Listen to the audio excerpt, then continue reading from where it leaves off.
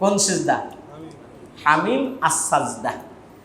এই সূরা যদি জুমার সালাতে ফজরে আদায় করে, কেননা এই সূরার ভিতরে আল্লাহ রাব্বুল আলামিন মানব সৃষ্টির রহস্য, আখিরাতের কথা, জান্নাত এবং জাহান্নামের বিষয়গুলো এমনভাবে তুলে ধরেছেন, বান্দা যদি এই সূরা তেলাওয়াত করে আর এই বিষয়গুলো যদি অন্তর দিয়ে অনুধাবন করে, বান্দার পক্ষে কখনো হারাম কাজে আসক্ত হওয়া, হারাম কাজের দিকে ধাবমান হওয়া সম্ভব নয়।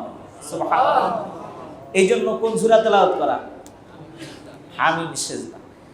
এরপরে বিশ্বনবী সাল্লাল্লাহু আলাইহি ওয়াসাল্লাম বলেন, কোন ব্যক্তি যদি জুম্মার দিনে 2টা সূরা তেলাওয়াত করে, তার জীবনের সব গুনাহ আল্লাহ তাআলা মাফ করে দেন। আরো আসতে বলেন। কোন ব্যক্তি জুম্মার দিনে যদি সূরাতুদ দুখান তেলাওয়াত করে, কোন সূরা? সূরাতুদ দুখান। সূরা দুখান তেলাওয়াত করবেন। আল্লাহ রাসূল বলেন, সূরা দুখান তেলাওয়াতকারী ব্যক্তি যদি জুমার রাত্রিতে তেলাওয়াত করে, সকাল হতে হতে আল্লাহ রাব্বুল আলামিন বান্দার জিন্দেগির গুনাহগুলো মাফ করে দেন। কি সূরা রে ভাই! তেলাওয়াত করেন বাসায়, সূরা দুখান তেলাওয়াত করবেন জুম্মার দিনে। এই যে এখন তো রাত নয়, এখন চলছে কি? দিন। এই দিনে যদি আপনি সূরা দুখান তেলাওয়াত করেন, আল্লাহ রাসূল বলেন, সন্ধ্যা হওয়ার পর থেকে আল্লাহ রাব্বুল আলামিন বান্দার গুনাহগুলো মাফ করা শুরু করেন।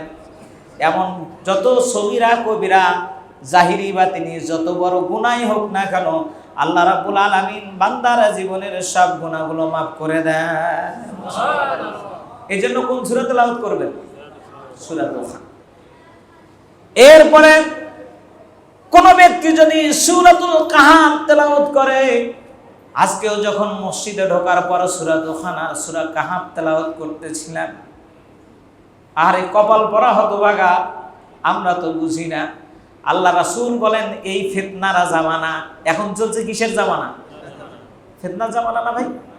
ফিতনার জামানা।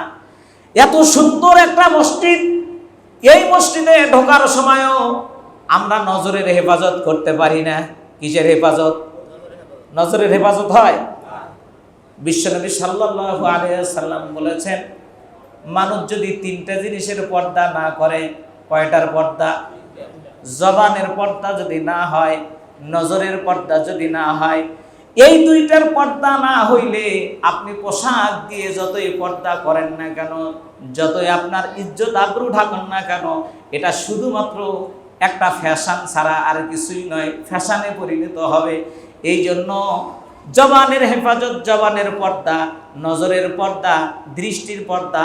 আর বান্দা যখন পোশাকের পর্দা করবে, আল্লাহ রাব্বুল আলামিন তাকে জান্নাতি পোশাক দিয়ে ঢেকে দেবেন। সুবহানাল্লাহ।